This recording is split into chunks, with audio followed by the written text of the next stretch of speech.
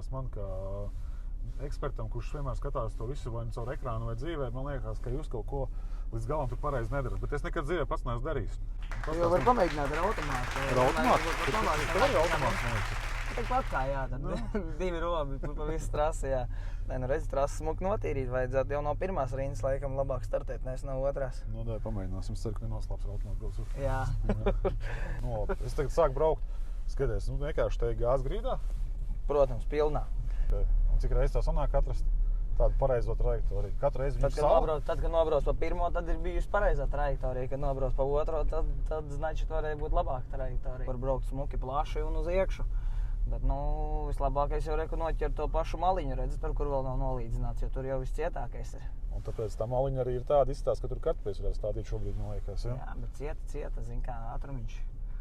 Un šodien ir interesanti, te var pa tādu maliņu un smuki atrauties vismaz, zin kā, lai skatītājiem ir interesantāk. It kā jau iespējams pa vidu ir ātrāk, bet lai skatītājiem ir interesantāk, lai būtu labāks favorīts viņiem, zin kā.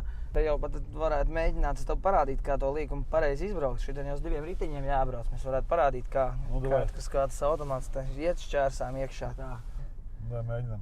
Šito te tā smuki vēl tikai kādu metru tuvāk un uz iekšiņu jārau. Un tad jau tā visu mašīnu smuki paceļās šodien. Te tā, redz, tā.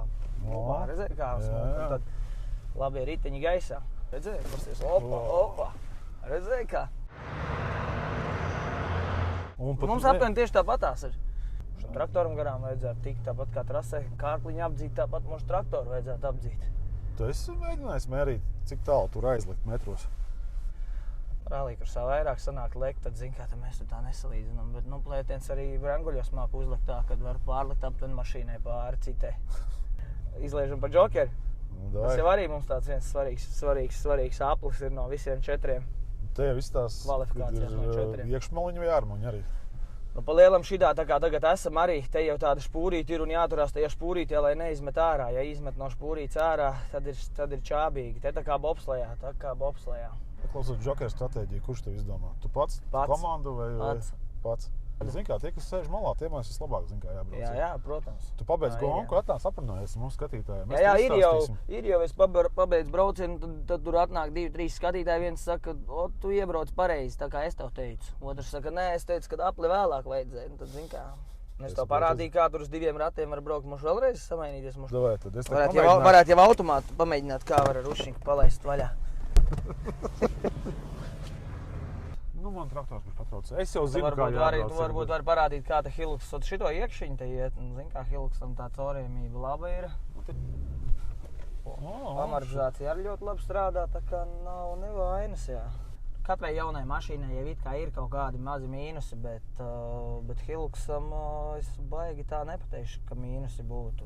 Viņš labi strādā. Viens ir, jā. Tas ir visiem viens ir, jā. Uz aķiršu viens, jā. Es domāju, ka tu negribi, lai es trasē pie tevis atbraucu ar Hiluxu. Nē, es tev negaidu vispār. Īstenībā man vispār tā baigs skumīgi. Man neviens negaida, kas braukšu viņiem klāt.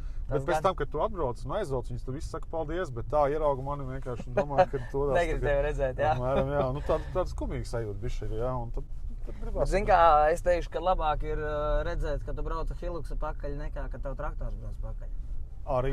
Tad nākošais atceries, atbrauc pasmaini, pasaka, ka tu esi atbraucis.